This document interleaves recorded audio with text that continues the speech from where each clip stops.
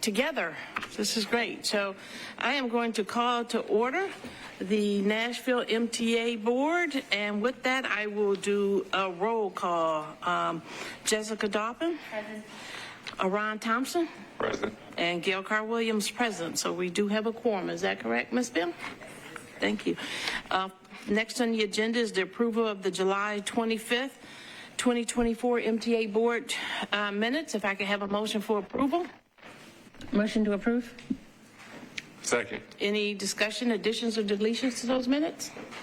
Hearing none, I'll call for the vote. All those in favor say aye. Aye. Motion carries. We have minutes approved.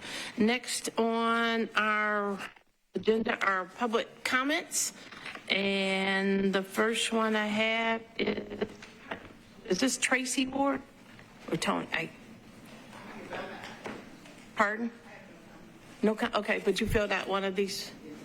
Okay, you're good. Okay, thank you very much. And next, I have Amanda Sawyer Turner. Yes, ma'am. Welcome. Hello, everyone. Hello. Hey, I'm Amanda Sawyer Turner. I'm ATU International Vice President. I had the pleasure of coming here to Nashville to work with the union and negotiating their contract, which I thought was good at first, until we get here. So we had hopes of going to get a ratification, but upon doing so, we read in the minutes and we see that the medical expenses are down by $1 million. And what happened in negotiations, they told us that the union members drove the cost up and they charged them an additional $17. We were looking for transparency at the table. They gave us untruthful proposals. I don't know where they got their statistics from, but I was given a chart that was redacted, didn't have names, but they said the union drove the cost up. And then when I look at the minutes, I don't know if they're formal, I see that the medical expenses were down by $1 million. I thought that was a slap in the face. Secondly, I attended the ribbon cutting. I thought it was fantastic. I do applaud you all for using the funding the way you're supposed to in getting transit properties for the passengers and for the drivers to sit on layovers. But what I didn't appreciate was that the union wasn't involved. The union are the ones that represent the employees and help keep the city moving. So I would just recommend that in the future, when you have the ribbon cuttings, contact the union. Have somebody from the face of the union there, you know, when you're in the media and stuff, so that they can partake in these type of things. But again, I'm gonna say we look forward to wrapping up the contract. But after reading what's in here, I don't know how our members are going to vote. $1 million, and then everybody keep riding the backs of the members? That is not right. That is not right. All we was looking for was transparency. That's it. But other than that, I think y'all did a good job, and I just want to speak my piece and let you know where we're at with things. Thank you. Thank you very much. I do not have any other public comment forms. Is there anyone else wishing to make a public comment?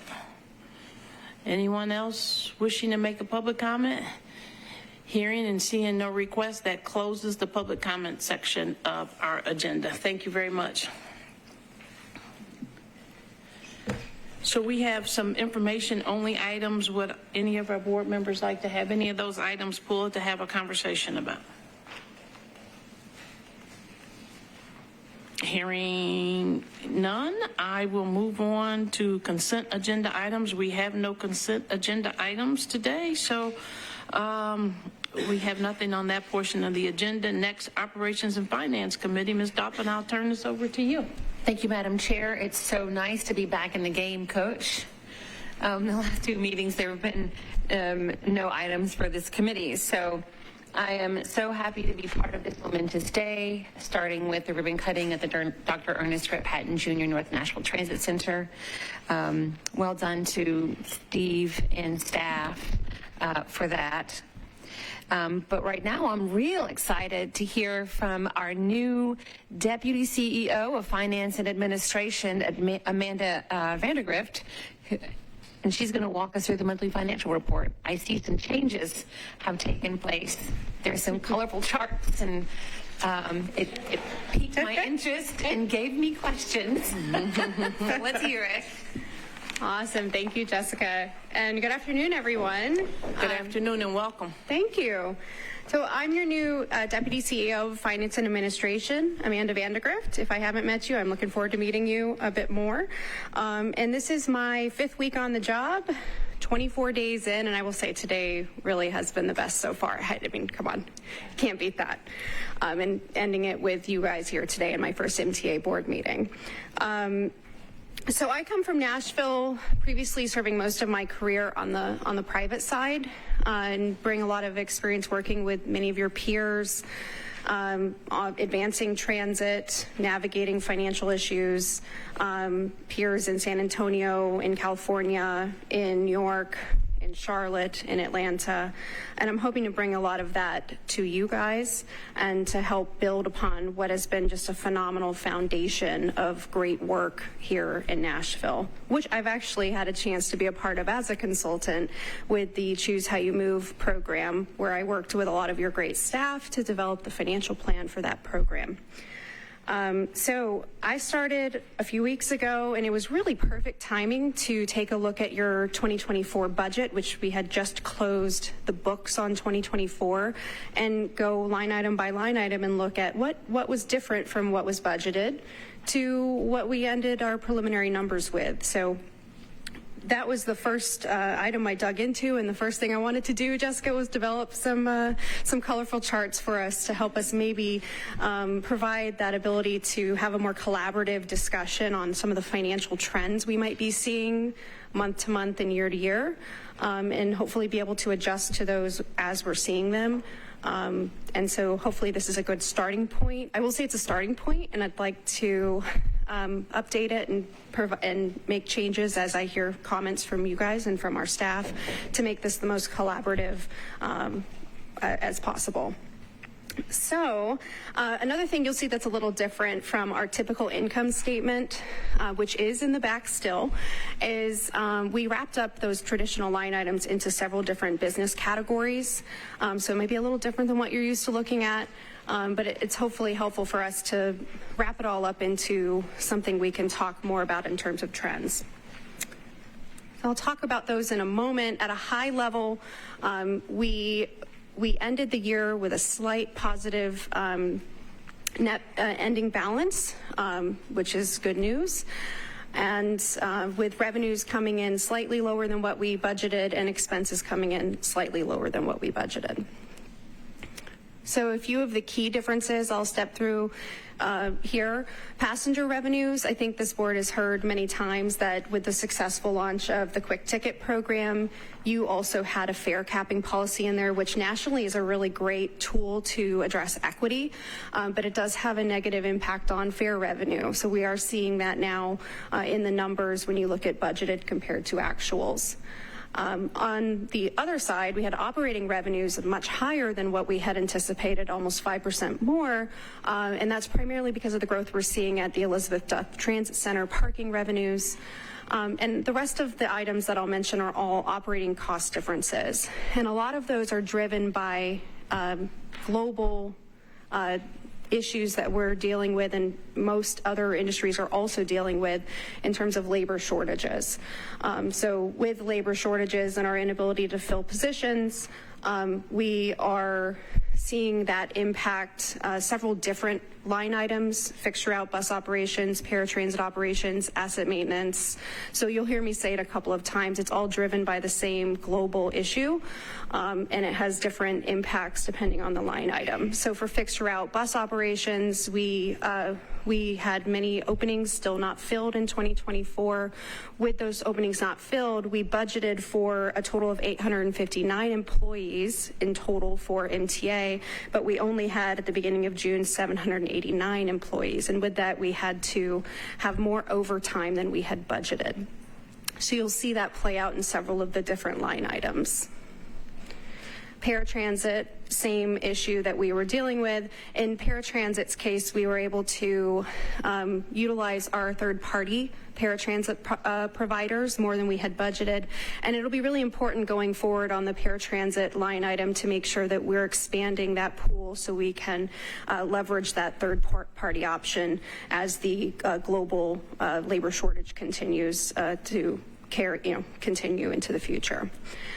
Asset maintenance, it was kind of an interesting nuance with asset maintenance because it actually went down slightly, and that's primarily because that line item has very specific skilled labor that it's very difficult for us to fill, and we're going to be looking at that line item specifically. It includes fuel right now and fuel hedging. We had a very advantageous fuel hedging contract thanks to the wonderful Ed Oliphant for that, where that line item was actually a bit lower because of the fuel in that line item. Employer benefits was slightly lower, and that is primarily, again, due to labor shortages. So if we have less than 859 budgeted employees, we have less employee benefits than we had budgeted in the actuals. Safety and security is a very important line item moving forward. You'll see that we exceeded our budget level by about 5%, with a lot of that going to training new operators to fill those open positions. And as a reminder, this board approved recently a 30% increase in that line item in the 25 budget, beyond what we had in the 24 budget.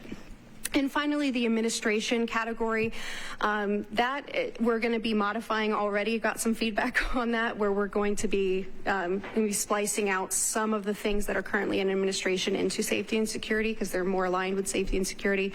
But we saw an increase there because primarily due to one major accident in 2023 due to the auto liability expenses. So that's the change we're already making to these reports, and I'm looking forward to getting some feedback from you guys today if you have any. So I provided two final slides here, one operating revenue summary. Some people love tables, some people love graphics. I gave you several different versions depending on what you like.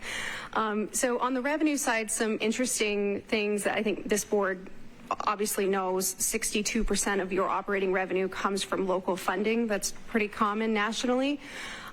You have very strong partnerships with the state and the federal government. I do want to point to the 5% of federal COVID relief funds that we are going to continue using for this year and next fiscal year.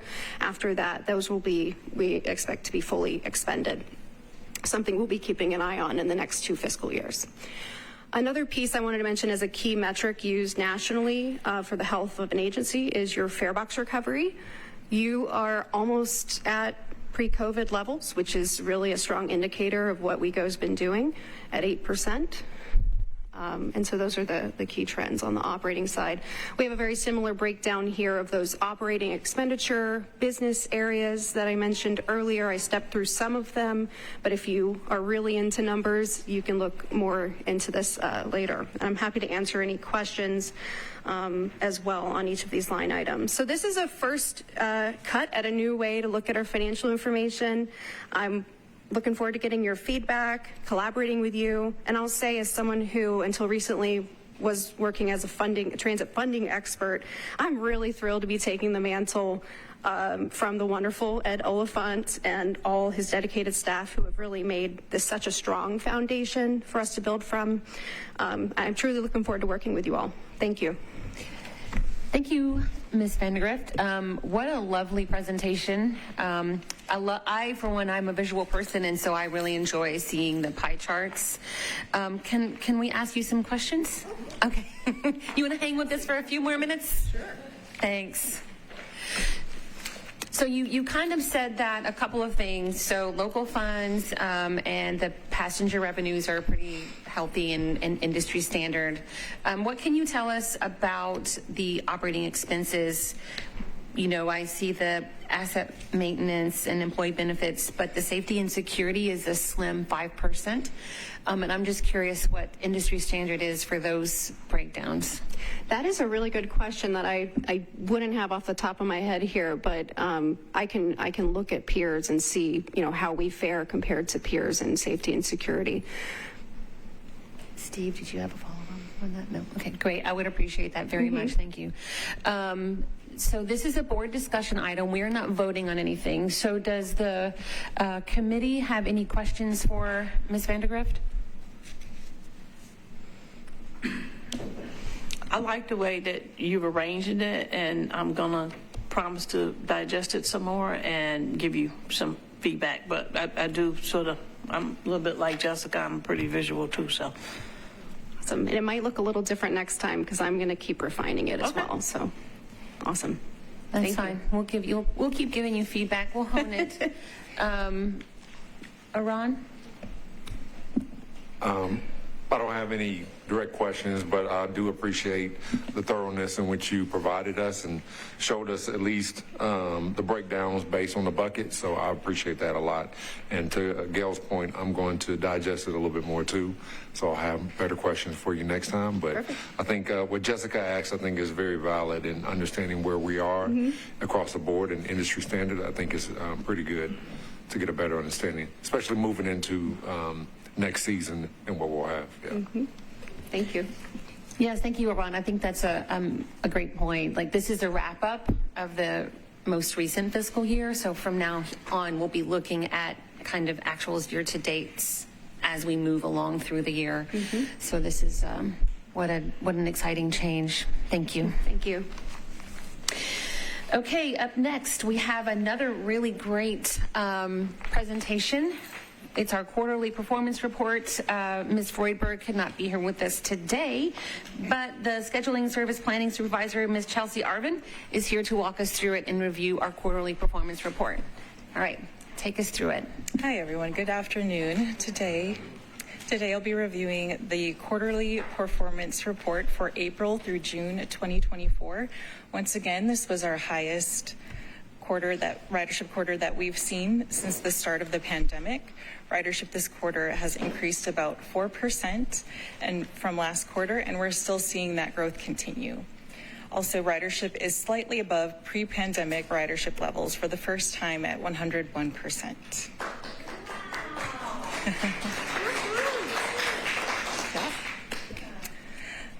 Before we dive into the bountiful data this quarter, I'd like to share a brief history of how far we've come and what steps we're taking to materialize our mission to connect Nashville.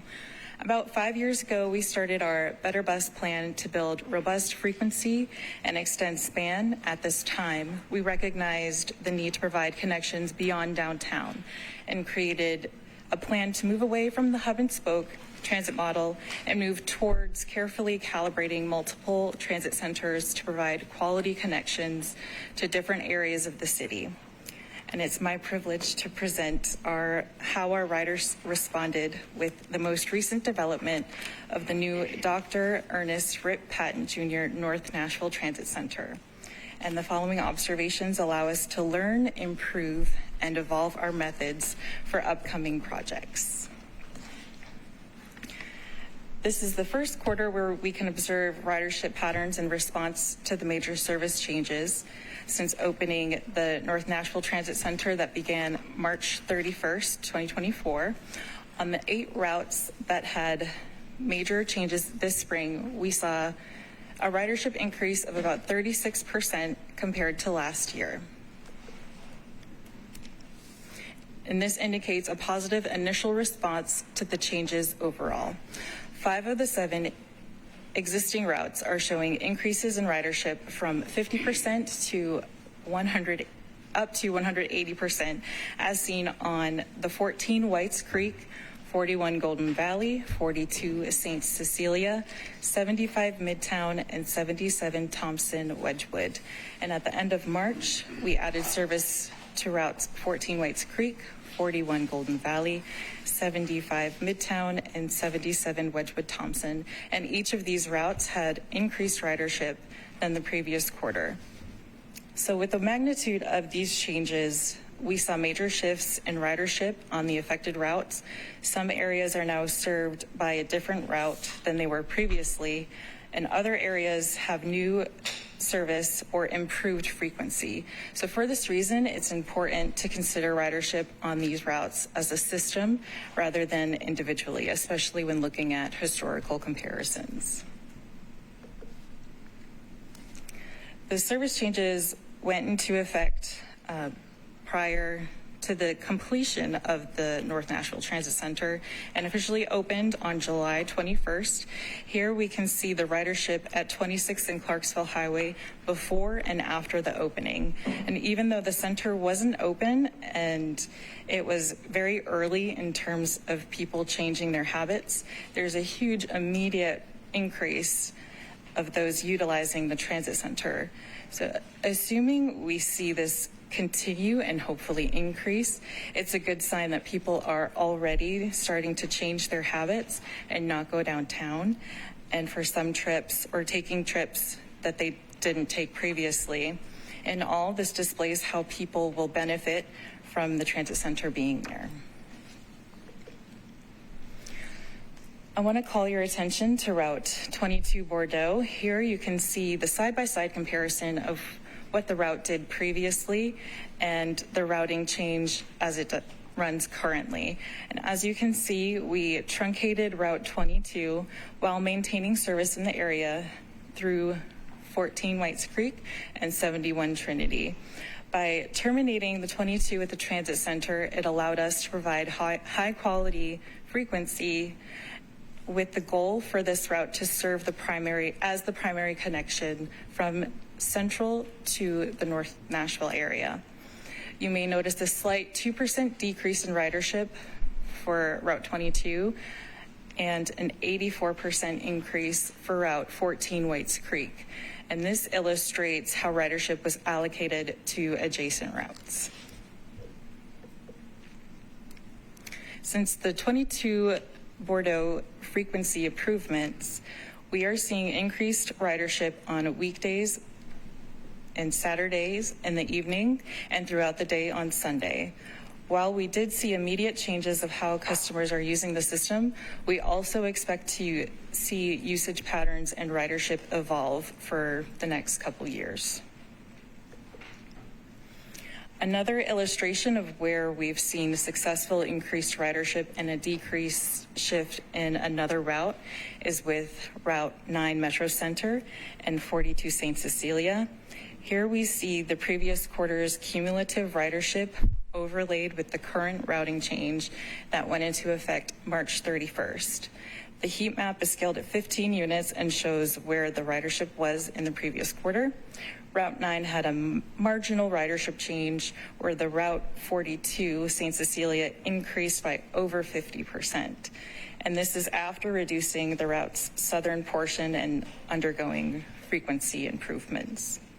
Here the map displays some shifts in ridership due to routing changes, and you may notice the previous quarter has more density, but that's due to some seasonal ridership, such as the cold weather bus passes. Our newly created Route 71 Trinity maintained 89% on-time performance and brought in just under 12,000 riders. About 50% of this cumulative ridership derived from north of Clarksville and 26th, which was previously serviced by Route 22 Bordeaux. Again, here we're looking at the route as a system. Of those 12,000, 38% of this activity was along Trinity Lane, which is a new area that wasn't serviced previously. In comparison, in April 2022, Route 79 Skyline brought in 6,000 passengers and had 77% on-time performance for its first quarter that it was created. Again, these are initial observations, and we expect to see changes within the next 2 years. Within these first 2 years, we'll be able to solidify ridership patterns and have a better understanding of shifts to demographics in the area and a better idea of origin destination usage. Overall, the coordinated service changes to the new North Nashville Transit Center, and the deployment of the new connector route creates new connections and provides better access to different parts of the city that will help attract more passengers to those routes in the North Nashville area. Furthermore, it displays our success to maintain and improve access for people using WeGo Transit services. And at this time, I welcome any of your questions. Thank you so much, Ms. Arvin. What a great report. Any questions or comments for Chelsea? Yes. Well, first, thank you for the report. I appreciate you. I know you're filling in, so you did a good job. Thank you. My first question to you had to do with the 71. I know you tracked the ridership. Was there a time of day where that ridership was higher versus others? That's a great question. It's fine if you don't have it. I just was more curious. I don't have it at this time, but I can definitely follow up. And then on the modification to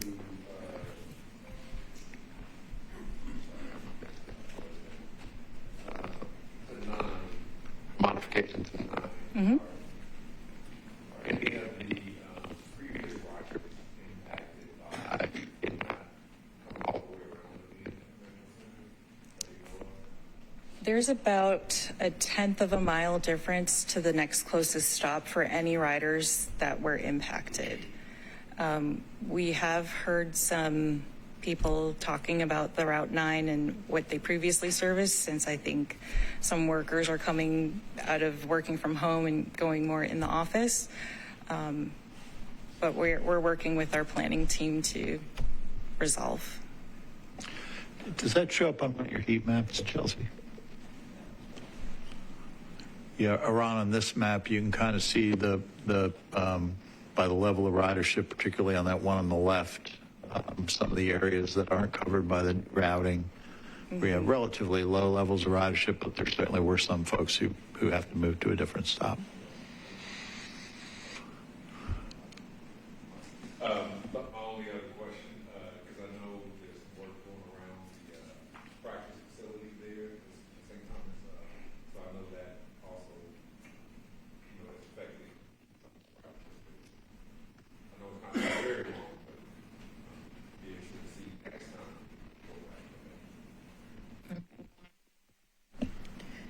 Thank you. Chair Williams? Thank you very much. Thanks for the report. It's a great job, and it's just really in the city.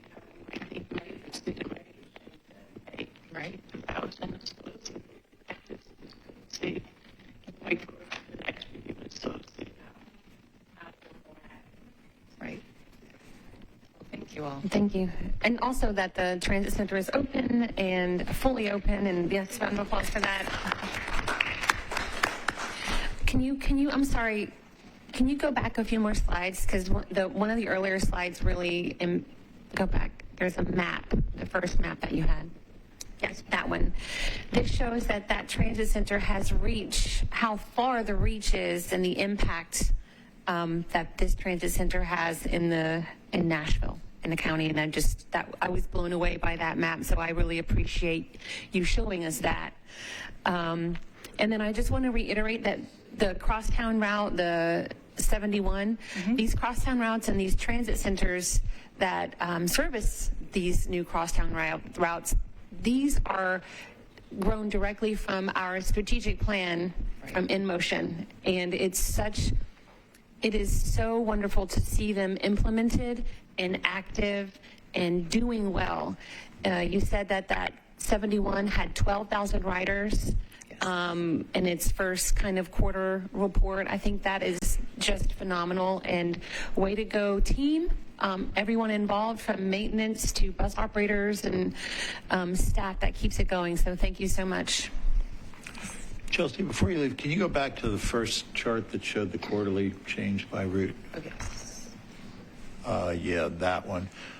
So one of the things you'll see is pretty substantial increases. Jessica was talking about the crosstowns. 75 and 77, Midtown and Thompson Wedgwood showed major increases, but that was also due to, we did a pretty massive expansion in service on those to increase frequency. And it kind of speaks to, I know even from the time I came to Nashville, people would say more crosstowns, more crosstowns. But when the crosstown runs every 90 minutes, it doesn't really serve anybody. So I think this kind of proves that you really need that combination. Just doing a crosstown isn't enough. It actually has to have a decent level of service.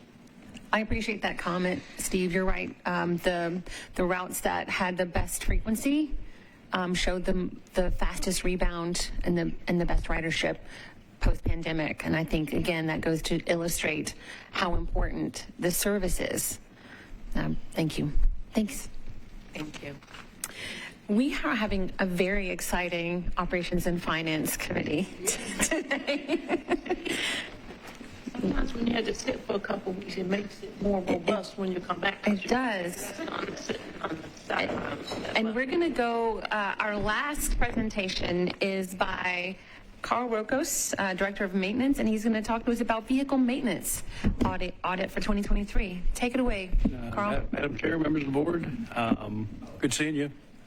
A significant tool we use to measure our progress in maintenance is annual fleet maintenance audit. That's done every year, and I believe this is the 9th one that we've done. Transit Resource Center is the ones that come in and do the audit, and they conduct the audit of about 10% of the fleet. 24 vehicles total are inspected like they're brand new, and the results of the audit are presented to us so we can make decisions to where we need to focus our attentions. What's conducted, physical inspections, fluid analysis. They review the records of what's done in maintenance for the year. And they're inspected for fleet safety, fleet condition, service reliability, fleet appearance. And for fleet safety, you know, we'll never put something out that is unsafe, ever. I'll have to go to Steve and say, we're not going to make service safe because we got a problem. And the audit is A defects and B defects. A defect is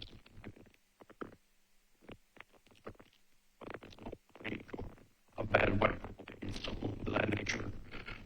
A B defect is body damage.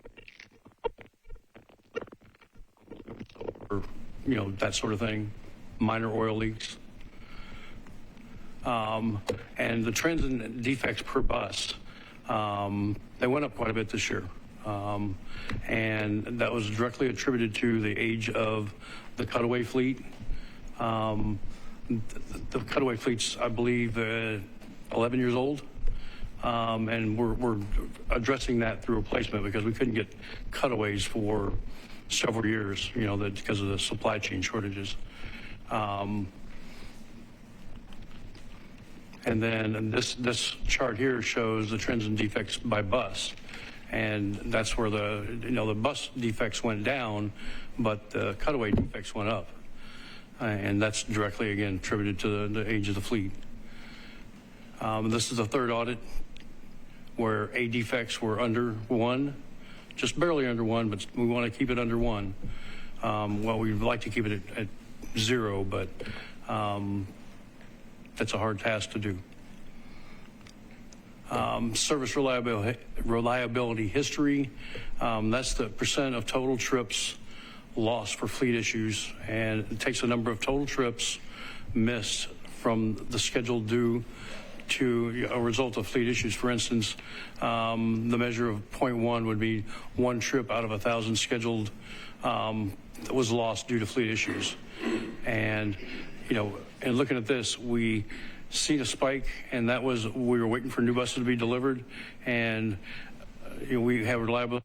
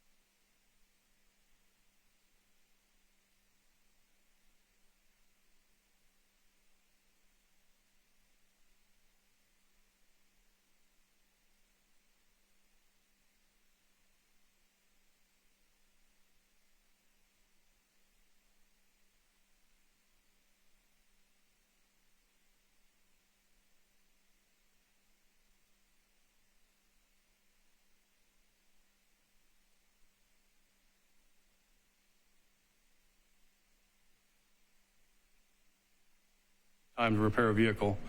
There are times where we can't get a part, and maybe the vendor can't get a part from their labor to produce the part. Continue training for staff as well as standards, and this will include factory training for bus manufacturers as well as internal training. After COVID or during COVID, you can get factory training at all, and it's slowly starting to come back. What we're working on doing is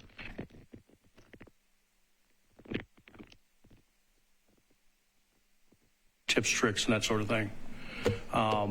Continue to schedule and develop, execute a scheduled component replacement plan, and that means replacing the component before it fails. If you've got a life cycle of a belt tensioner, for instance, replacing that, 1,000 miles before it's ready to fail, that saves a road call and service delivery. Continue training and maintenance vendor-led, and that's what I was talking about earlier was, getting the OEMs to come in and do training in addition to the trainers that we already have.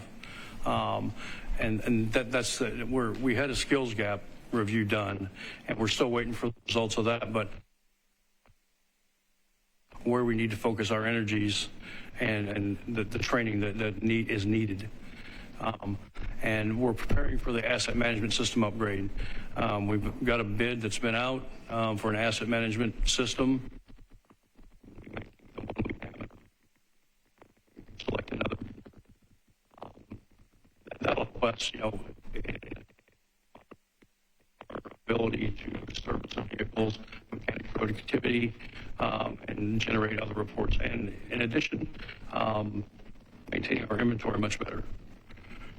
And reorganization within the maintenance department, and this includes cross-training of supervisors to improve the business process.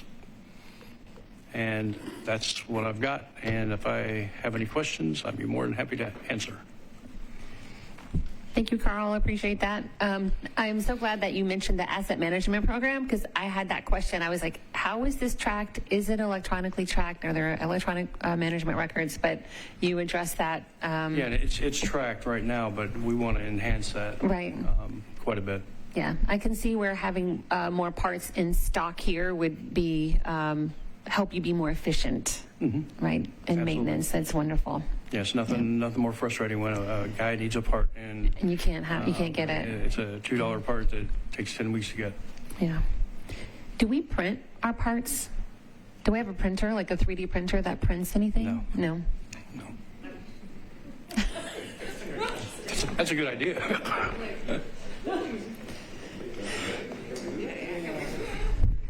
Just curious. So any other questions from the committee? Yeah. Thank you, Carl, for your report. I appreciate it. Question for you. How is the weather affecting the vehicles? When it's as hot as it is right now, air conditioners are really taxed. And, if a bus is, say it's 100 degrees outside, you're doing really good. And a AC system's working really well if you can get it down to about 80 degrees in the bus, and it's uncomfortable, but that's about all you can get. But yeah, it really is, even in cold weather, it's the opposite end of it. How apropos. You'll get more information on this. The issues we're going to have to get looking at alternate propulsion systems, whether that's battery electric.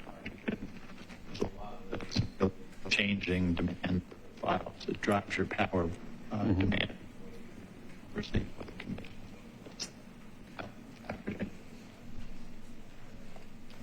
Thank you. Any other questions or comments for Carl? Sorry, just to follow up on that one then. The other part too is not just the AC, but the tires, I'm assuming, with asphalt and everything. Everything. Okay. Everything. Good to know. It is taxed, especially with the duty cycle of a transit bus. It's block to block to block to block, and it's hard on the brakes, hard on the tires, hard on the body when you go over a curb and take a panel.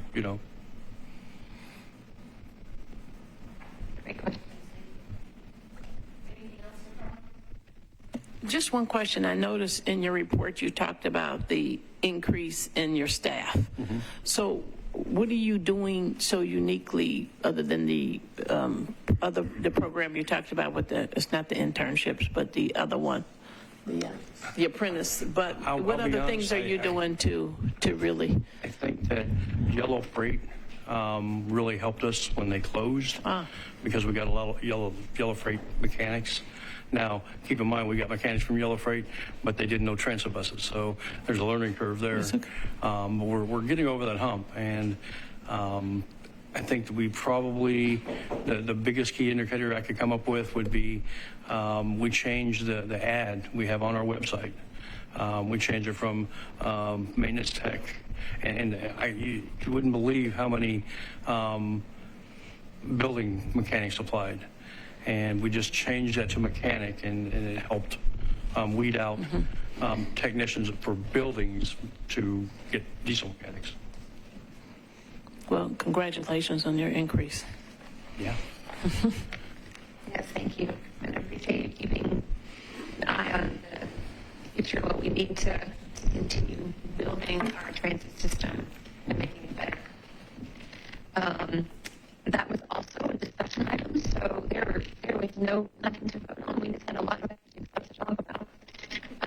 Love that. Thank you so much for all of our presenters and keeping us up to date on WeGo, what's going on. It is now time for me to turn it back over to you, Madam Chair. Well, thank you, Ms. Doffin. And even though you didn't have an action item, you still scored many points. Coming off the bench, it was good. Appreciate it. Well done. Now, exciting things going on. So thanks for your report. And we do not have anything for new initiatives and community engagement committee today. So, Mr. Bland, I will turn it over to you for your report. Thank you, Madam Chair. And I know we've put you all through a lot of work today, so I'll keep the report very short.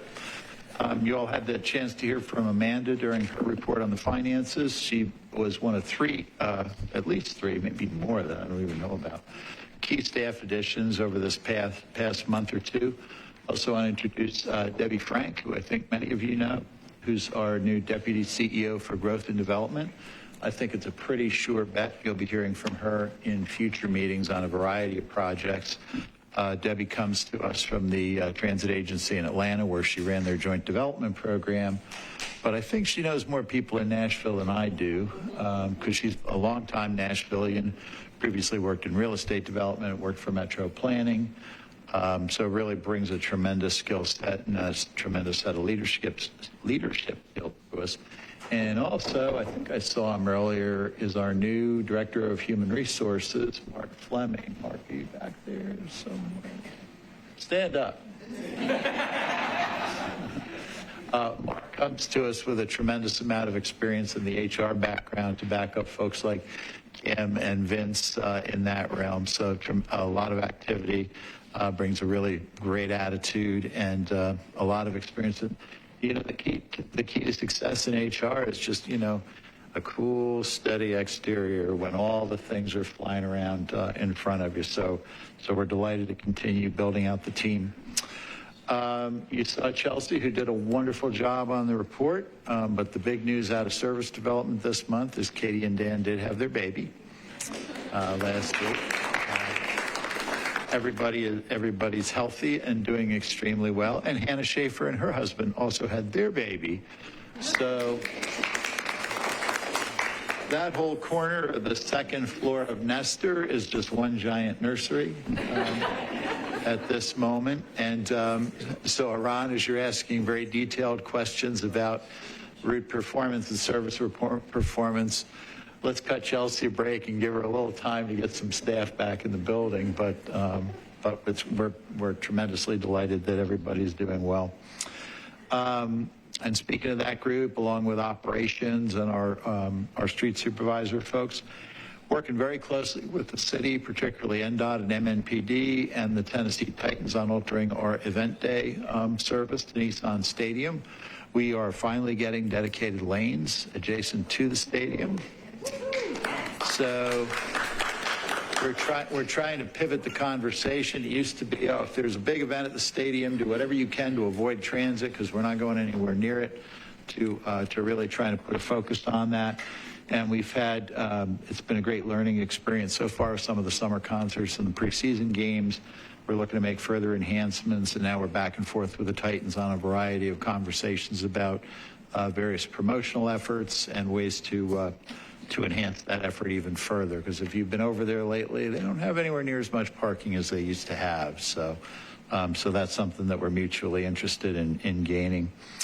Last month, you approved the period of exclusive negotiations with Holiday Ventures for the Artist Loft project. We've had some initial meetings with Holiday Ventures. I thought it was ironic. Debbie came in from doing joint development, transit-oriented development in Atlanta, which has a cajillion projects going on, and we sort of dumped her in the middle of probably more projects than you were working on in Atlanta. And Artist Loft is one of them, and very exciting project. In fact, Evan and his team were at the ribbon cutting earlier today, and are genuinely excited about the opportunity. And we continue to move forward on the RTA side, the Donaldson Station project. So we're hoping to move toward a joint development agreement on that project in the next few months.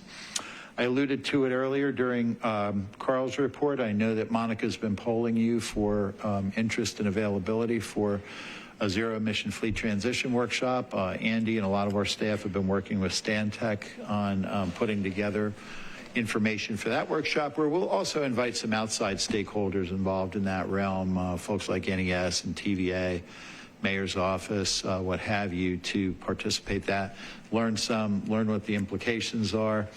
I always sort of drop in there. It sounds great. Then we have stuff like Iran asking, what happens on a hot day? Oh, yeah, there are implications when it's a hot day. And if it's a really hot day and NES says we need you all to curtail your power consumption, then that's a whole another wrinkle that we have to look at. We did kick off Felix's group with NDOT, Metro Planning, and other partners, the multimodal mobility master plan. And I'm told from that meeting, they put up the schedule for the project. Task one is come up with a better name.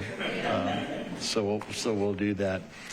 And I think, Madam Chair, if there aren't any questions, that concludes my report for the month. Thank you, Mr. Bland. Does anybody have any questions for Steve? Well, I have a very short report, and first of all, I want to welcome Amanda and Debbie and Mark, and if there's anybody else new here that we don't know about, or raise your hand, and we'll welcome you too. So it's just important, I mean, that we stand strong in the community of knowing each other. We're just excited that you're all here, and there is plenty for you to do. So we are excited about the future. We got to really be a part of the future of WeGo this morning at the Dr. Ernest Rip Patton North Nashville Transit Center. And I think we should all get used to saying the whole name, because it has so much significance to our city and so much significance to the growth of WeGo. So I think it's really important. And plus, I don't remember initials, that too, and I don't remember bus route numbers, only names.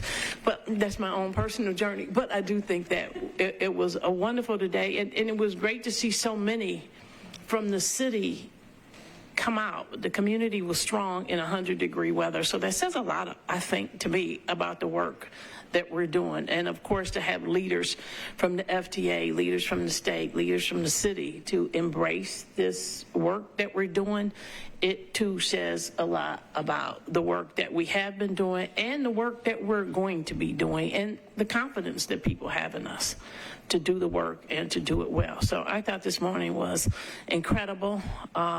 It was amazing, and it felt like Nashville. It felt like community, and it felt like growth. So I appreciate the work that all of you have done to get us to this space. None of it was done alone. None of it was done singularly. No single vision, but a total vision. And everybody worked, and I watched so many people grow professionally during this process. So that has been just really an incredible treat as a board chair to sort of watch. I've even watched our board members sort of grow up and come on the side of the table next to me, and glad to have you on the sides for a reach out. But all that being said, I think it was a great day for WeGo, and our future is bright. and grateful for all of you for that. Lots going on. So, but I, at this point, am going to conclude my report unless someone has a question for me. Hearing no questions from me, and we have other business that I did not forget this month. So, Ms. Bim, I will turn it over to you as our board secretary for our other business. Thank you. Well, it was a great morning. I want to just say to you, Madam Chair, and to you, Steve, your remarks were great, really set us off, and we're so fortunate to have the mayor, who is a past MTA board member, who really understands all the work that everybody does, and is really taking the lead on a huge thing that's going to affect our community and our agency. So you all did a great job. So Well, I just want to thank you both. It's also important to note that our state senator Jeff Yarbrough was there as well, and he too was a former board member here at MTA. So we raise people to do remarkable things, I suppose. So there are two items that I'm going to handle today, and one has to do with the promotion of a free, fair day on Election Day. This was discussed at the last board meeting, and you all indicated your opinion that you thought this was a great idea. So we have given notice and also just specified some other aspects of it to make sure what is free and what is not free. As you can see, based on your direction, it's recommended that Tuesday, November 5th, Election Day, 2024, be designated as a free fair day in Davidson County for all services operated by MTA, including both the fixed route and the WeGo access paratransit service. It's not extended to the services of RTA or the WeGo Link First Mile, Last Mile Connector program. Those will still have the regular fares. So I am looking for a motion to approve. I motion to approve. I'm actually acting as chair here, if you don't mind. So I don't, you mean I can like second something now? Would you I like to never get second do it? that. Since you turned it over to me, here I go. Oh, good. Yay, wait, no. All right, and do you second it? I need to make the motion, but if I could just second it, like, I haven't been able to second in this room a motion for quite a while, so, not that I mind. All right, it's properly seconded. I second. And any other discussion? All in favor say aye. Aye. Any opposed? Thank you. So, all right, the second item is our annual look at, we call it an ethics presentation. And I always like to start by thanking Marion Ott. We're talking about prior board members, and Marion served as a staff member of MTA for years, but also then was on the board, the chair of the board. And she felt it was important, and it is important, that each year that we just go over what, as board members, and many of the things I'm going to explain today applies to employees too, we just go over and be reminded what it is that we are obligated to do ethically. And then I always include in this presentation just a little bit about the Open Meetings Act, so that we remember about what our responsibilities are there too. So on this first page of this presentation that I've passed out to board members, here are the goals. Just for you to know, and this is the same for employees, that you cannot accept benefits related to your role in your employment or on the board, or use that information that is confidential or for financial gain. And if you know you're biased or you have a conflict, then it's up to you to disclose this conflict and determine whether or not on a vote you should recuse yourself. And if you do that, remember to articulate the reasons, because the other board members need to know, not just, well, I need to recuse myself, but you need to disclose what it is that is the conflict. And we're going to go over just really briefly, or I'm going to show you where you can see how do you file an ethics complaint, or ask for an ethics opinion if you want one. And we're going to go over the Open Meetings Act provisions that prohibits deliberation outside board meetings. And the Public Records Act makes almost all your emails open to the public, so I want you to make sure you know that and understand the best practices for making informed decisions, which you all do every month. So in 2007, the General Assembly required that each agency have an ethics policy.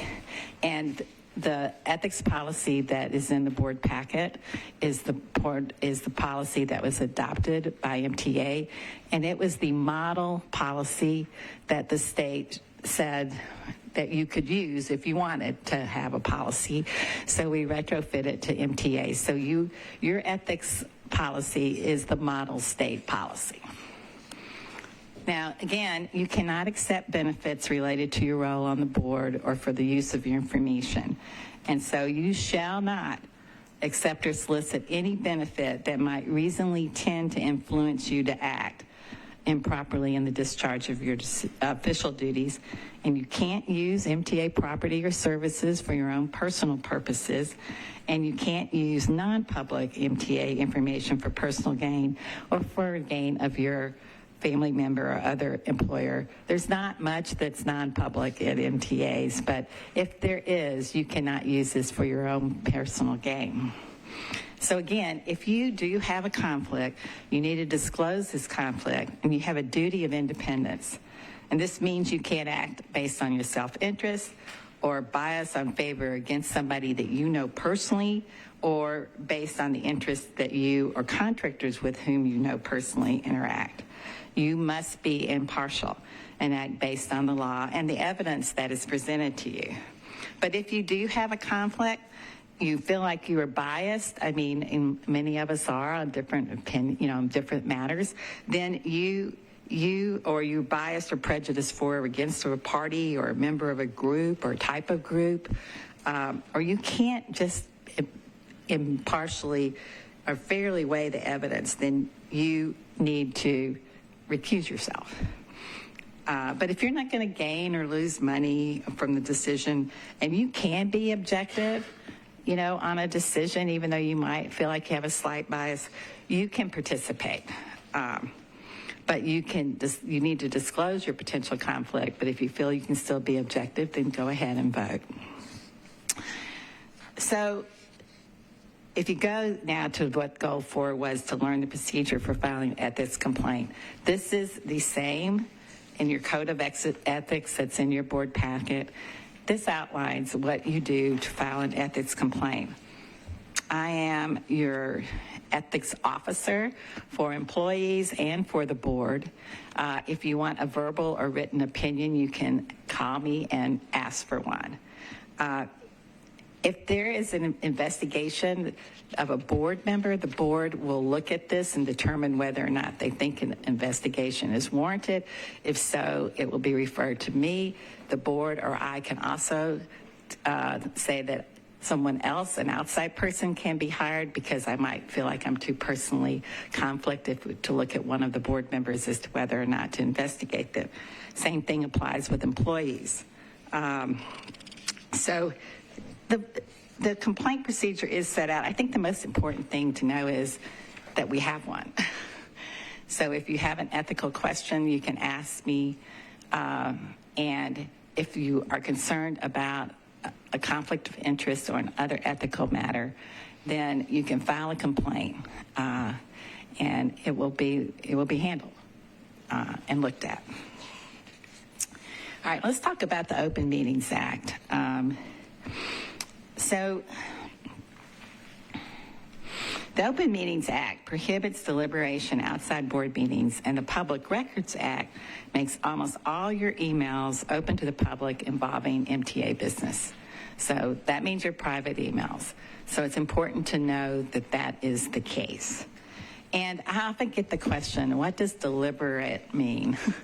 Because you are required to notice to the public if you are going to make a decision or deliberate towards a decision. So here at MTA, our board packets go out on Friday afternoon for a Thursday meeting. All you have to do is you have to give adequate notice, and that is adequate notice. We here at MTA give definitely adequate notice. I mean, sometimes there's question about 1 or 2 days or 3 days, but MTA does a great job of giving notice of what's going to happen.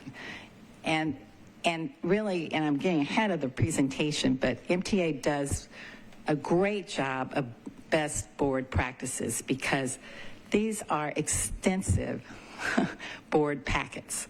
There is so much information for the public here about what it is you're going to vote for. The public knows what is information only. The public knows what is an action item. So MTA does a really good job of notifying the public about what is going to be deliberated and decided by you. So what I think is sometimes the biggest problem is what happens when two of you talk? You know, what is that? Are you deliberating toward a decision? And the courts have said this is how they define deliberate, to examine and consult in order to form an opinion. So it's not just mere passing along information. That is not deliberate. But if you are examining and consulting to try to form an opinion about what you're going to do, you are deliberating, all right? So unless it extends to some kind of substantive consultation with attempt to develop a consensus with someone, you know, or just where you're coming from, then, you know, sharing information is not a problem. And of course, you know, I guess that could be a subject to the degree of people. So that's one reason why it's really important to know the distinction. And so if you're doing an on-site inspection, that, you know, you don't have to notice that we're about to go somewhere to inspect some piece of property or go somewhere as a board. That doesn't have to be noticed because that's just a provision of information. You're not making a decision there. And chance meeting and informal meetings, that's not a problem. And then sometimes we can have attorney-client meetings as a board, but if that is some kind of threatened or pending litigation, that we can meet in a closed meeting as a board without it being noticed. But if you're going to actually make a decision, you have to do that in public, okay? So I'm just going to once again reiterate that in best practices for you all, there needs to be a detailed agenda and a reasonable time in front of the meeting, and that you have a chance to review the relevant documents that are there, and that, you know, the staff has a report or recommendation for you. And that's what happens here. So we're very fortunate about that. Now, the ethics model that's in here, I just want you to look again at personal interest. That personally has to do in our ethics, code of ethics, with you having a financial,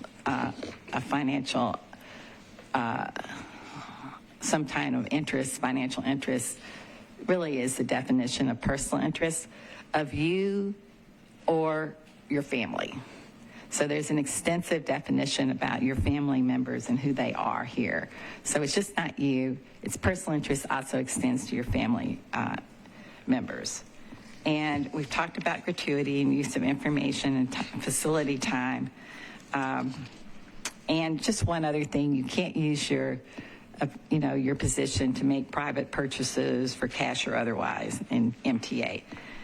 If you have outside employment, that unreasonably inhibits the performance of any affirmative duty that you as a board member in PA, then you can't hold that. All right. And then the last Exhibit B that you see, that is the FTA circular regarding conflict of interest, and it really tracks very much what we have in our code of ethics. Just a reminder that you also, under our procurement practices, have a code of ethics just like you do with our other code of ethics. Any questions? Anybody? All right. Well, thanks again for this opportunity. It's always good for me to go through it again, too. So I appreciate the opportunity to make that presentation. Well, we appreciate how you keep us together and keep our governance going well. So thank you for that. It's always a good, this is always a good reminder. It is. It is. Thank you. So thank you. I double check. I don't think I have anything else. Anybody else have any other business, any new business, anything? Hearing none, then at this time I will call for an adjournment. We are adjourned. Thanks, everybody.